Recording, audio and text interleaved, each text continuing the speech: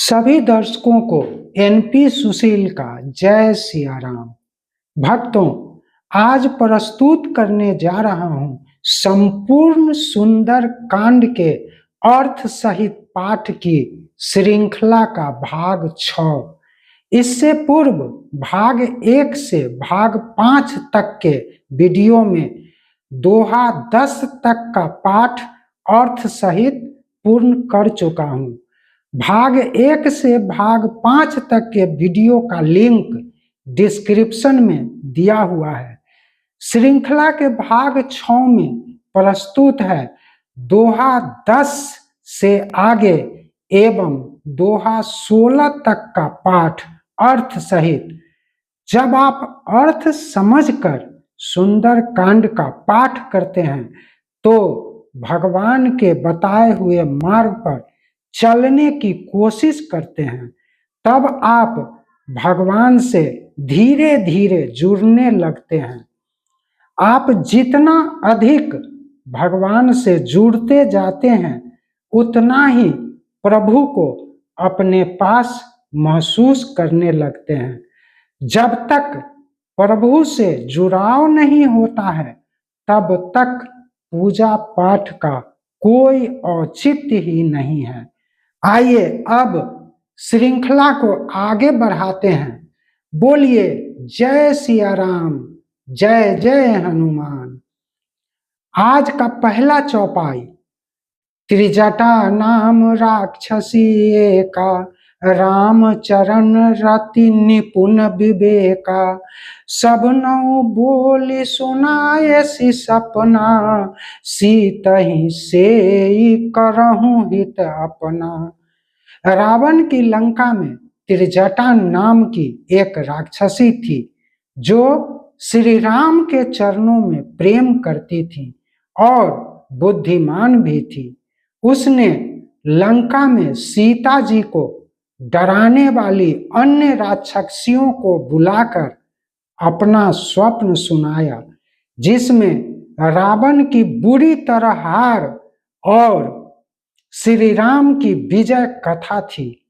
और सभी दुष्ट राक्षसियों को सलाह दी कि वे सीता जी के चरणों की सेवा करके अपना भला कर ले। सपने बानर लंका जारी, जातु धान सेना सब मारी। खर आरूढ़ नगन 10 सीसा, मुंडित सिर खंडित भुज बीसा। त्रिजटा दुष्ट राक्षसियों को सपने की बात बताते हुए कहती हैं कि उसने सपने में देखा कि एक बंदर ने लंका जला दी और राक्षसों की पूरी सेना को अकेले ही मार डाली। उसने आगे बताया कि रावण खर यानी गधे पर सवार है, उसके 10 सिर मुड़े हुए हैं और 20 भुजाएं कटी हुई हैं। इस चौपाई में रावण का गधे पर सवार होना और सिर का बाल मुंडा होना उसके भयंकर अपमान को दर्शाता है। एहि विधि सो दक्षिण दिशि जाई, लंका मनहु विभीषण पाई। नगर फिरी रघुबीर दोहाई, तब प्रभु सीता बोली पठाई। त्रिजटा आगे बताती हैं कि उसने सपने में रावण को इसी हाल में दक्षिण दिशा की ओर जाते देखा, अर्थात वह यमलोक की ओर जा रहा था। आगे बताती हैं कि मानो लंका अब विभीषण ने पा ली है, अर्थात लंका का राजा विभीषण बन गया है। अब पूरे नगर में श्री राम की दुहाई यानी जय जयकार हो रही है। इसके बाद प्रभु श्री राम सीता जी को बुलावा संदेश भेजते हैं। यह सपना मैं कहूँ पुकारी, होई है सत्य गए दिन चारी। तासु बचन सुनीते सब डरे, जनक सुता के चरण ही परी। त्रिजटा स्वप्न की कथा को आगे बढ़ाते हुए कहती हैं, हे राक्षसियों सुन, मैं निश्चित पूर्वक कहती हूं कि यह सब घटना कुछ ही दिनों या 2-4 दिनों में ही घटित होने वाली है, क्योंकि मेरा स्वप्न आज तक कभी गलत नहीं हुआ है। यह प्रभु श्री राम की मुझ पर असीम कृपा है। त्रिजटा के इस वचन को सुनते ही सभी राक्षसियां भयभीत होकर माता सीता के चरणों में गिरकर माफी मांगने लगी। यह सामान्य चौपाई नहीं है, यह दर्शाती है कि प्रभु के चरणों में अटूट विश्वास हो तो प्रभु अपने भक्तों को आगे के मार्ग भी बताते रहते हैं। दोहा 11, जहाँ तह गई सकल तब सीता कर मन सोच, मास दिवस बीते मोहि मारहि निश्चर पोच। जब सभी पिशाचनियां जहां तहां चली गईं और माताजी अकेली रह गईं, तब मन में सोचने लगी, रावण ने मुझे 1 महीने की जो अवधि दी है, उसके बाद यह पोच यानी नीच अधम राक्षस मुझे अवश्य मार डालेगा, क्योंकि मैं तो मरना पसंद करूंगी, परंतु अपने स्वामी के अतिरिक्त किसी और की नहीं बन पाऊंगी। यह दोहा संकेत देता है कि माता सीता जी की व्याकुलता अब चरम सीमा पर है, जहां उन्हें केवल श्री राम के आने का ही सहारा है, अन्यथा उन्हें लगता है कि उनका अंत अब निकट है। जटासन बोली कर जोरी, मातु विपत्ति संगनि तय मोरी, तजौ देह करु बेग उपाई, दुसह बिरहु अब नहीं सही जाई। सीता जी त्रिजटा से हाथ जोड़कर कहती हैं, हे माता, इस राक्षसों की नगरी में तू ही मेरी विपत्ति की संगनी रही है। अब मुझसे श्री राम का यह असह्य विरह सहा नहीं जाता, इसलिए जल्दी ही कोई ऐसा उपाय कर जिससे मैं अपना शरीर त्याग सकूं। यह चौपाई सीता जी के श्री राम के प्रति अनन्य प्रेम और विरह की प्रकाष्ठा को दर्शाती है। आनी काठ रचु चिता बनाई, मातु अनल पुनि देहि लगाई, सत्य करहि मम प्रीति सयानी, सुनय को श्रवण शूल समबानी। यह चौपाई तब की है जब अशोक वाटिका में रावण सीता माता को धमकी भरी बातों से दुखी कर देता है। सीता माता त्रिजटा से आग्रह करते हुए कहती हैं, हे सयानी, तुम लकड़ियां लाकर चिता बना दो और फिर उसमें आग लगा दो, ताकि मैं अग्नि में भस्म होकर राम जी से मिलूं। सनातनी नारी जलकर भस्म होना पसंद करती हैं, न कि किसी पर पुरुष के हवाले स्वयं को करना। राक्षस रावण क्या जाने नारी सम्मान करना। हे सखा, यहाँ एकमात्र तू ही मेरे दर्द को जानने वाली हो। रावण के कांटे के समान चुभने वाली वाणी को सहने की शक्ति अब मुझ में नहीं है। हे सखा, मेरी इच्छा पूरी कर दे। सुनत बचन पद गहि समुझायसी, प्रभु प्रताप बल सुजसु सुनायसी, निशि न अनल मिली सुन सुकुमारी, अस कहि सो निज भवन से उधारी। सीता जी की व्यथा सुनकर त्रिजटा ने उनके चरण पकड़ लिए और फिर श्री राम जी के बल, यश और प्रताप के बारे में उन्हें स्मरण कराया। आगे त्रिजटा कहती हैं, हे सुकुमारी सुनिए, रात में यहाँ आग नहीं मिलती। ऐसा कहकर वह अपने घर चली गईं। कह सीता विधि भा प्रतिकूला, मिलहि न पावक मिटहि न सूला। देखियत प्रगट गगन अंगारा, अबनि न आवत एकौ तारा।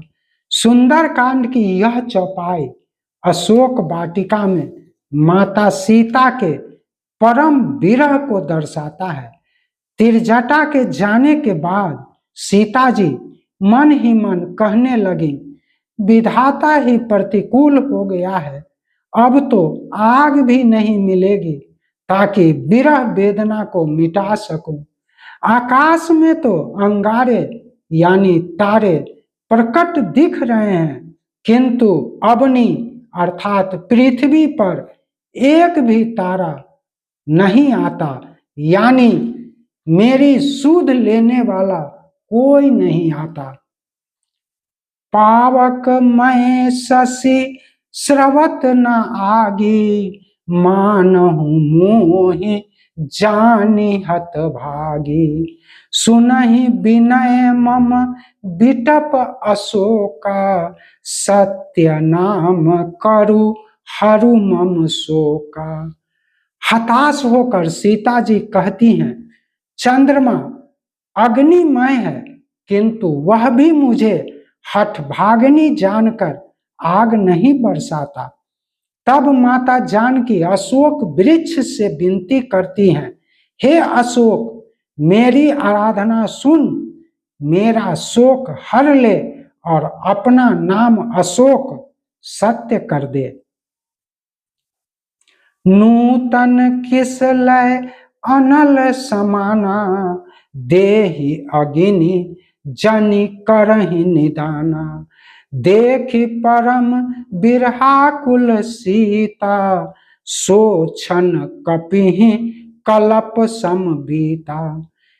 विरह वेदना से व्याकुल सीता जी कहती हैं, हे अशोक, तुम्हारे कोमल नए पत्ते अब आग जैसे जलते हुए प्रतीत हो रहे हैं। हे वृक्ष, अग्नि देकर मेरे विरह वेदना को शांत करो, अर्थात अब तू ही आग बरसाकर मेरे जीवन का अंत कर दे। उधर अशोक वृक्ष पर बैठे हनुमान जी सीता जी की ऐसी अत्यंत व्याकुल स्थिति देखकर उनका एक एक पल कल्प अर्थात अत्यंत लंबी अवधि के समान व्यतीत हो रहा था, मानो वे शीघ्र उनसे मिलना चाहते हों। सोरठा 12। कपि करी हृदय विचार, दिन मुद्रिका डारे तब। जनु अशोक अंगार दिन, हरसि उठी कर गए हूं।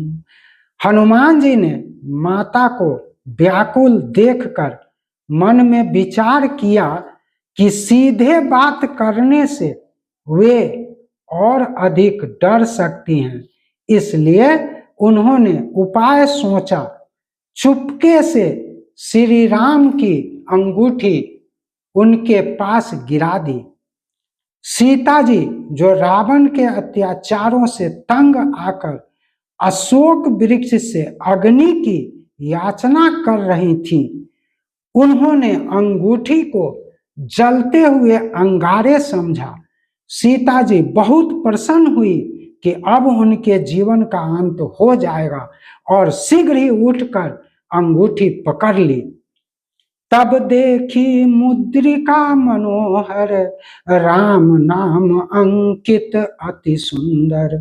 चकित चितब मुद्री पहचानी, हरस विषाद हृदय अकुलानी।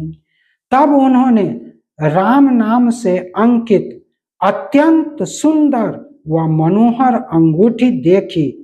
अंगूठी को पहचान कर सीता जी आश्चर्यचकित होकर उसे देखने लगी। उनके मन में कभी खुशी तो कभी दुख के भाव उत्पन्न होने लगे। वह व्याकुल हो उठी और सोचने लगी, जीती को सकई अजय रघुराई, माया ते असी रची नहीं जाई। सीता मन विचार कर नाना, मधुर वचन बोले हनुमाना। जब हनुमान जी ने माता जानकी को श्री राम की दिव्य व अद्वितीय अंगूठी दी तो सीता माता के मन में आश्चर्य व हर्ष के मिले जुले भाव उत्पन्न होने लगे। वे सोचने लगी, लंका जैसी दुर्गम जगह पर रघुनाथ जी की मनोहर अंगूठी कैसे आई। वे सोच रही थी कि क्या रघुनाथ जी को जीत कर तो यह अंगूठी नहीं लाई गई है। फिर अगले ही पल यह विचार गायब हो गया, क्योंकि उनके मन में यह सकारात्मक ख्याल आया कि श्री रघुनाथ जी को कौन जीत सकता है, वे तो अजय हैं।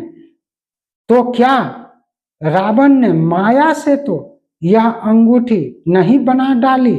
फिर विचार आया कि माया से ऐसी पवित्र अंगूठी बनाना असंभव है। उनके मन में अनेक विचार आए और शीघ्र ही धूमिल भी हो गए। तभी उचित अवसर जानकर हनुमान जी मधुर वचन बोलने लगे।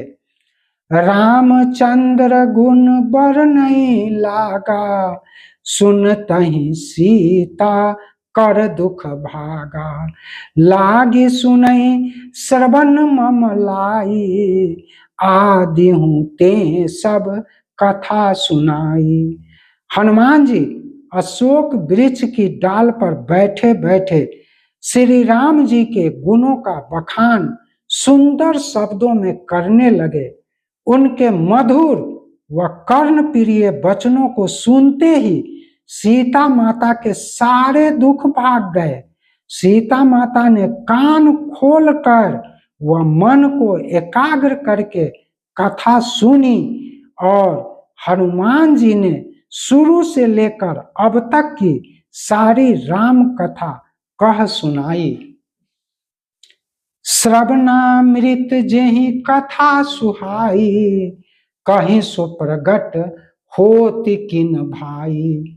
तब हनुमंत निकट चली गयऊं, फिरी बैठी मन विस्मय भयऊं। सीता जी कहती हैं, हे भाई, जिसने मेरे कानों के लिए अमृत के समान यह सुंदर कथा सुनाई, वह प्रकट क्यों नहीं होता। तब हनुमान जी उनके पास चले गए। उन्हें देखकर सीता जी के मन में विस्मय यानी आश्चर्य होता है और वह मुख फेर कर बैठ जाती हैं।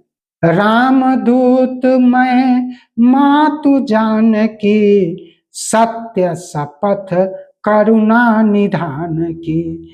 यह मुद्रिका मातु मैं आनी, दिन ही राम तुम कह सहिदानी।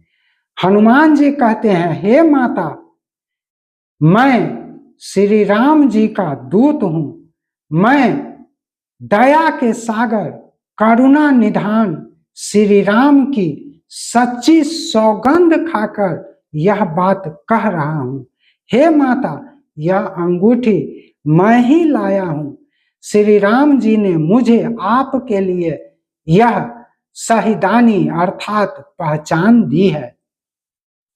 नर बानर ही संग कहूं कैसे, कही कथा भई संगत जैसे। माता सीता ने पूछा, मनुष्य और बानर का संग कहो कैसे हुआ। तब हनुमान जी ने जिस प्रकार संग हुआ था वह पूरी कथा विस्तार से कह सुनाई। दोहा 13।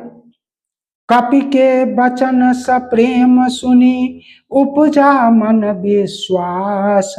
जाना मन क्रम बचन यह, कृपा सिंधु कर दास। हनुमान जी के प्रेम पूर्वक वचन सुनकर सीता जी के मन में विश्वास उत्पन्न हो गया और उन्होंने जान लिया कि यह मन, कर्म और वचन से कृपा सागर श्री रघुनाथ जी का ही दास है। हरिजन जानी प्रीति अति गाढ़ी, सजल नयन पुलकावली बाढ़ी। बुरत बिरह जलधि हनुमाना, भयहु तात मोह कहूँ जल जाना। सीता जी भली भांति समझ गई हैं कि हनुमान जी राम जी के अनन्य सेवक हैं, इसलिए उन पर असीम स्नेह प्रकट कर रही हैं। वे कहती हैं कि प्रभु के वियोग में वह दुखों के सागर में डूब रही थी, लेकिन हनुमान जी के आने से वे उनके लिए नाव बन गए हैं, यानी दुखों के सागर से निकलने का सहारा बन गए हैं। अब कहूँ कुशल जाऊं बलिहारी, अनुज सहित सुख भवन खरारी। कोमल चित कृपाल रघुराई, कपि के हेतु धरी निठुराई। हे हनुमान, मैं तुम पर न्यौछावर होती हूँ। अब छोटे भाई लक्ष्मण सहित राक्षसों के शत्रु व सुख के धाम प्रभु श्री राम का कुशल मंगल कहो। सीता जी आगे कहती हैं कि श्री रघुनाथ जी तो कोमल हृदय के और दयालु हैं, फिर हे कपि कहो, उन्होंने किस कारण से ऐसी निष्ठुरता धारण कर ली है, यानी अभी तक मुझे लेने क्यों नहीं आए। सहज बानी सेवक सुखदायक, कबहु को सुरति करत रघुनायक। कबहु नयन मम शीतलताता, होई है निरखी श्याम मृदु गाता। माता सीता कहती हैं कि भक्तों को सुख देना श्री रघुनाथ जी की स्वाभाविक आदत है। फिर वे विरह में पूछती हैं, हे तात, क्या वे रघुनाथ जी कभी मुझे याद भी करते हैं? हे तात, क्या कभी मेरे नेत्र उनको देखकर शीतल होंगे? क्या कभी मुझे प्रभु श्री राम के सांवले और कोमल अंगों को प्रत्यक्ष देखने का सौभाग्य मिलेगा? बचन नाभ नयन भरे बारी, अह नाथ हूँ निपट बिसारी। देखी परम बिरहाकुल सीता, बोला कपि मृदु बचन विनीता। मुंह से वचन नहीं निकलते, नेत्रों में विरह के आंसुओं का जल भर आया।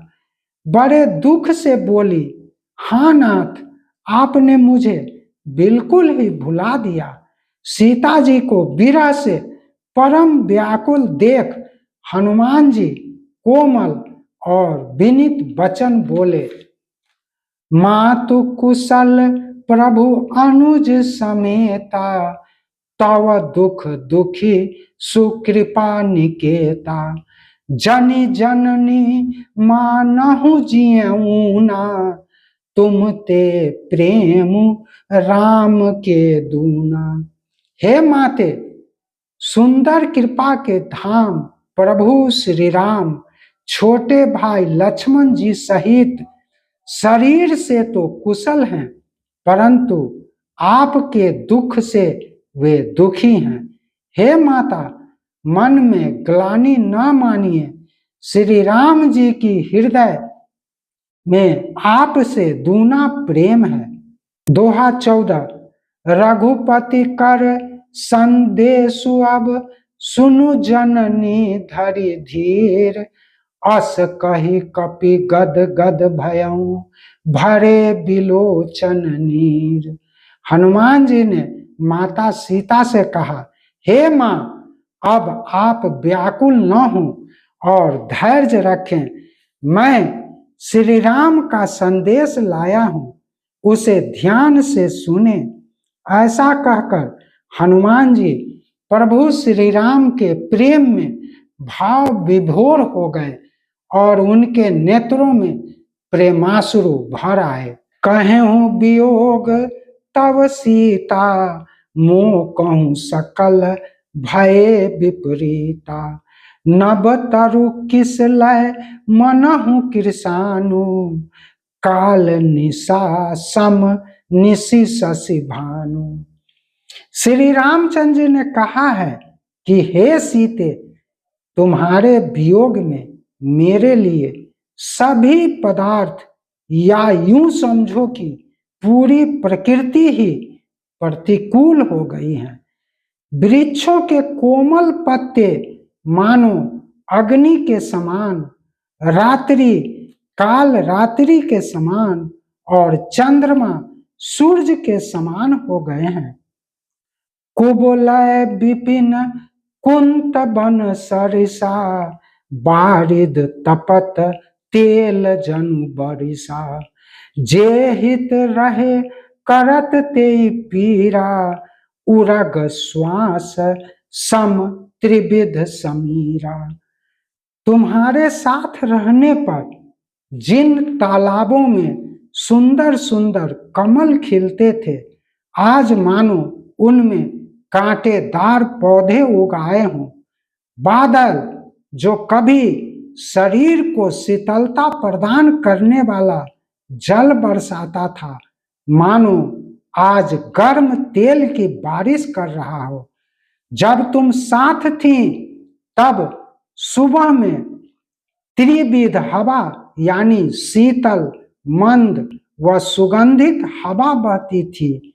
आज वही हवा विषैले वह जहरीली सांप के सांस के समान कष्टकारी हो गई हैं। कहे हूं ते कछु दुख घटी होई, काहि कहूं यह जान न कोई। तत्व प्रेम कर मम अरु तोरा, जानत प्रिया एक मन मोरा। भगवान राम कहते हैं कि मन का दुख कह डालने से कुछ कम हो जाता है, परंतु कहूं तो किससे, यह दुख कोई जानता नहीं। हे प्रिय, मेरे और तेरे प्रेम का सच्चा रहस्य केवल मेरा मन ही जानता है। सो मनु सदा रहत तोहि पाही, जानु प्रीति रस एतने ही माही। प्रभु संदेश सुनत वैदेही, मगन प्रेम तन सुधि नहीं तेहि। और वह मन सदा तेरे पास ही रहता है। हे प्रिय, मेरे प्रेम का सार इतने में ही समझ ले। प्रभु का संदेश सुनते ही जानकी जी श्री राम के प्रेम में मग्न हो गई। कर कपि हृदय धीर धरु माता, सुमिरु राम सेवक सुख दाता। उर आनहु रघुपति प्रभुताई, सुनि मम बचन तजहु कदराई। हनुमान जी ने ढाढ़स बंधाते हुए कहा, हे माता, हृदय में धैर्य धारण करो और सेवकों को सुख देने वाले श्री राम जी का स्मरण करो। श्री राम जी की महिमा को हृदय में लाओ और मेरे वचन सुनकर कायरता को छोड़ दो। दोहा 15। निशिचर निकर पतंग सम, रघुपति बाण कृशानु। जननी हृदय धीर धरु, जरे निशाचर जान। हनुमान जी माता सीता को आश्वस्त करते हुए कहते हैं, हे माता, रावण और उसके राक्षस सेना श्री राम के सामने कीट पतंग की तरह हैं, जो आग की ओर स्वयं बढ़कर खुद ही भस्म हो जाते हैं।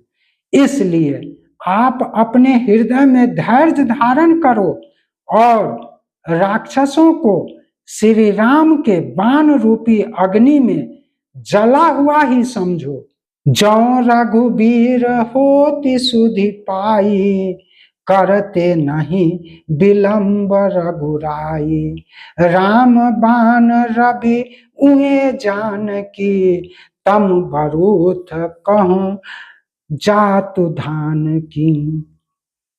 हनुमान जी सीता माता से कहते हैं, यदि श्री रामचंद्र जी को आपकी खबर मिल गई होती तो वे आने में विलंब नहीं करते। जैसे सूर्य के उदित होने पर अंधकार नहीं रहता, वैसे ही श्री राम रूपी सूर्य के उदय होने पर, यानी श्री राम के यहाँ आ जाने पर राक्षसों की सेना रूपी अंधकार कहाँ टिक सकती है। अर्थात श्री राम के बाणों के सामने राक्षसों का विनाश निश्चित है। अब ही मातु मैं जाऊं लबाई, प्रभु आयसु नहीं राम दुहाई। कछुक दिवस जननी धरु धीरा, कपिन सहित अहि रघुबीरा। हनुमान जी कहते हैं, हे माता, मैं आपको इसी समय यहाँ से लिबा जाऊं, परंतु प्रभु श्री राम की शपथ है, मुझे अभी आपको ले जाने की आज्ञा नहीं है। हे जननी, आप कुछ दिन और धीरज धरें। प्रभु श्री राम मेरे जाते ही वानर सेना के साथ यहाँ आ जाएंगे।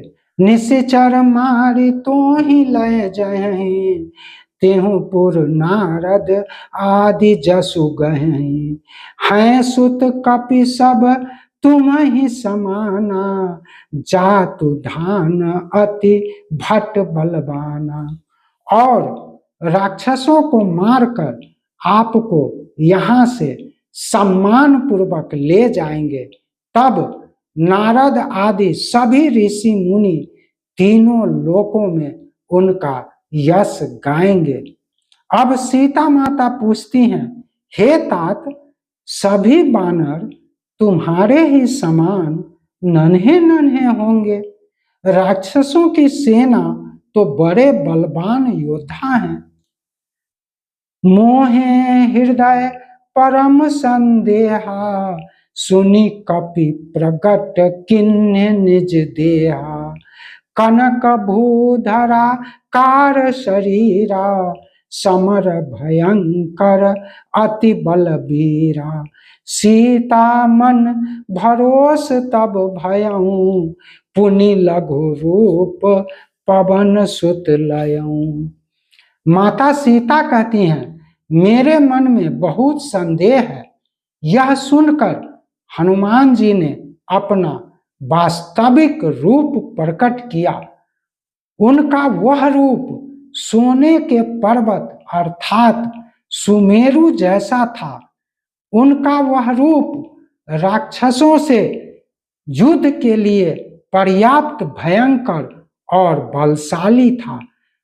तब सीता जी के मन में उनकी शक्ति पर विश्वास हुआ।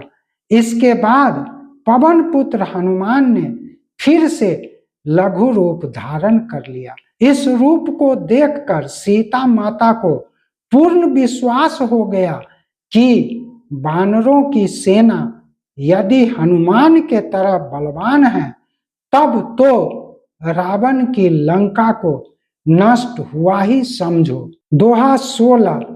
सुनु माता शाखा मृग नाही, बल बुद्धि विशाल, प्रभु प्रताप ते गरुरही, खाई परम लघु ब्याल। हनुमान जी कहते हैं, हे माता सुनिए, शाखा मृग यानी वानरों में वैसे तो बहुत अधिक बल और बुद्धि नहीं होती है, लेकिन जिस पर प्रभु की कृपा हो तो वह बड़े बड़े सुरमाओं को भी मार सकता है। जैसे कि बहुत छोटा सा सर्प भी गरुड़ जैसे भयंकर पक्षी को खा जाता है। अर्थात यदि किसी तुच्छ प्राणी पर भी प्रभु की कृपा हो तो वह अत्यंत बलवान को भी मार सकता है। हालांकि हनुमान जी स्वयं बहुत बलवान हैं, उन्हें सभी देवी देवताओं से असंख्य वरदान प्राप्त है, फिर भी उनकी महानता है कि वे अपने आप को हमेशा तुच्छ प्राणी मानते हैं और सारा श्रेय प्रभु को देते हैं। यह श्री राम के प्रति उनकी सच्ची श्रद्धा और त्याग को दर्शाता है। भक्तों, आज बस इतना ही। भाग 7 लेकर अगले सप्ताह उपस्थित होता हूं। यदि वीडियो से 1% भी लाभ पहुंचा हो तो कृपया इसे लाइक और शेयर करना नहीं भूलिएगा, और यदि चैनल पर नए हैं तो इसे सब्सक्राइब अवश्य कर दीजिएगा। इसी निवेदन के साथ आज्ञा चाहता हूं। बोलिए जय सिया राम, जय हनुमान।